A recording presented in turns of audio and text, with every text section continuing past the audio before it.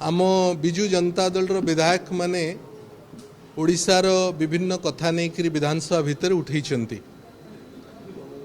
गत काली आमर नेता विरोधी दल नेता नवीन बाबू तीनोटी कथा उपरे प्रसंग तांकरी कथा रखिछन्ति होम डिपार्टमेंट रो डिमांड डिस्कशन रे।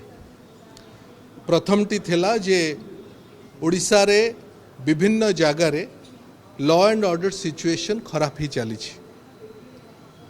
तार विषय रे गवर्नरंकर सुपुत्र जो भली भावरे जड़े सरकारी अधीनस्थ कर्मचारी उपरे आक्रमण कले तार विषय रे एवं तृतीयटी गंजाम जिल्ला रे हेइथिबा चिकिटी ठारे मद मृत्यु घटना रे ए तीनोटी कथा नवीन बाबू उठेइथिले। आज यही तीनोटी कथा को लेकर आमे ओडिशार डीजी पाखक आसीथिलु विधानसभा भितर एवं विधानसभा बाहर आम स्वर को लोकंकर स्वर को शाणित करने।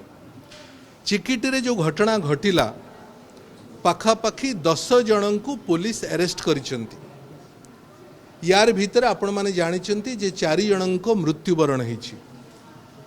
मूल कथाटी थिला जे ओडिशा पुलिस गंजाम पुलिस एवं एक्साइज डिपार्टमेंट भितर कौनसी सामंजस्य तालमेल रहू नाही।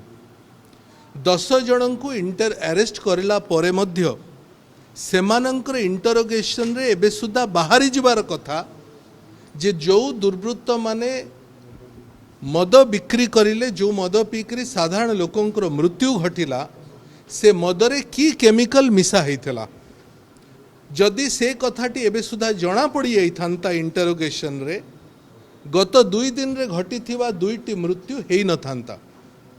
एमकेसीजी मेडिकल कॉलेज रो डाक्तर मानंकर समस्या होची से माने एपर्यंत जानी पारु नाहंती जे की विष सेठी मिश्रित हेइची।